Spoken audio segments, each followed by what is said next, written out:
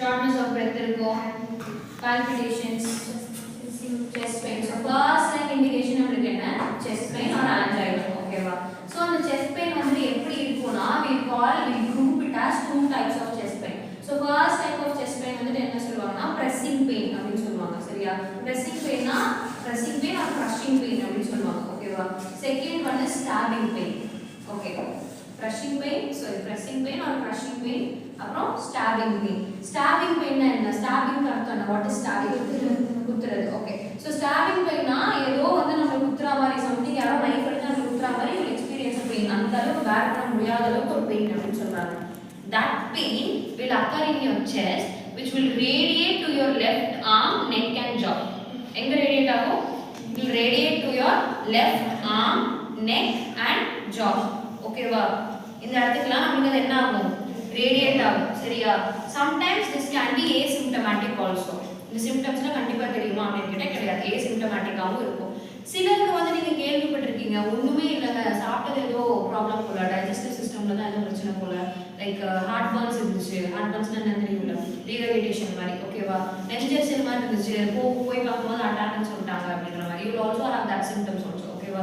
Rehydration இருக்கு. Rehydration என்ன? Normal MR அது கிடையாது. Rehydration something which is eating is coming back flow தான், ஓகேவா? ரீஹைட்ரேஷன். ஓகே, ஹார்ட் பர்ன்ஸ் சொல்லுவாங்க, செஸ்ட் பர்ன்ஸ் சொல்லுவாங்க நார்மலா, ஓகேவா? அது இருக்கும். வாமிட்டிங் சென்சேஷன்ஸ் இருக்கும், டிசீனஸ் இருக்கும், பயங்கரமா ஸ்வெட் ஆகும், பால்பிட்டேஷன்ஸ் இருக்கும். these are also additional symptoms, ஓகேவா? புரிஞ்சுதா?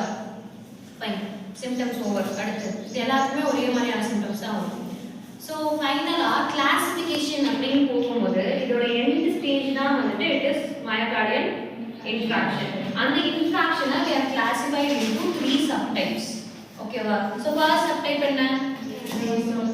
based on the zone which it is occurring. second one based on what thickness, எந்த அளவுக்கு அந்த thickness அது பாதிக்குது அப்படிங்கறத பொறுத்து. Okay, so third one based on location, on which area of the heart it is affecting அப்படிங்கறத பொறுத்து we are classifying MI into 3 groups, ஓகேவா?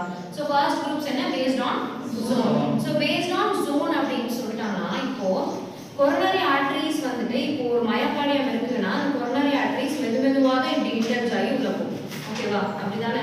மெதுமெதுவா தான் இன்டர்ஜ் ஆகி உள்ள போகும். ஸோ ஃபர்ஸ்ட் வந்துட்டு இந்த இடத்துல ஒரு பிளாக்கேஜ் இருக்கு, பிளாக்கேஜ் வந்து ஒரு 50% பிளாக்கேஜ் இருக்கு.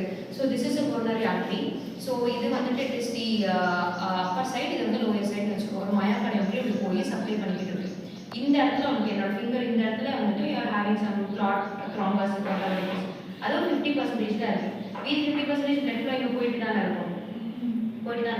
அப்போ இங்க இருக்கும்போது அது ஓகேவா போகும். at the end அது ரீச் பண்ண பிளட் ஃப்ளோ வந்து என்ன ஆகும்? ரெடியூஸ்ட் ஆகிட்டே தான் போகும், ஓகேவா?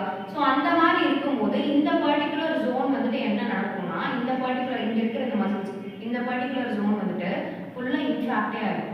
that will not get blood, ஓகேவா? ஃபுல்லாவே வந்துட்டு அது செல் டெத் ஆகும். இன்ஃப்ராக்ட்ல வந்துட்டு அது இருக்கும். that is called as infractory phase, ஓகேவா?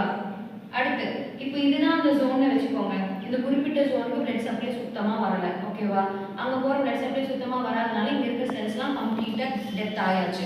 that is infractory phase. அத சுத்தி இருக்கிற ஒரு group of cells, அத சுத்தி இருக்கிற இன்னொரு லேயர் ஆஃப் ஒரு group of cells, ஓகேவா? இப்படி பண்ணுங்க.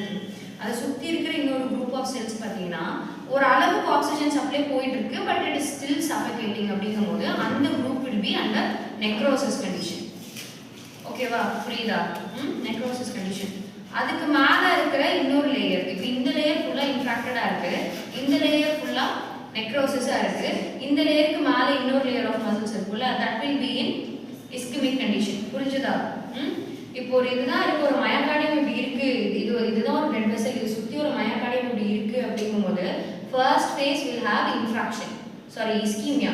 அதுக்கப்புறம் இந்த இடத்துல blood supply இன்னும் கொஞ்சம் ரெடியூஸ்டா போகும், அதனால இது நெக்ரோசிஸ்ல இருக்கும். ஃபர்தரா ஃபைனலா இருக்கிறதுல சுத்தமா blood supply போயிருக்காது, சோ இது என்ன இருக்கும்? infractory phaseல இருக்கும், ஓகேவா? புரிஞ்சுதா?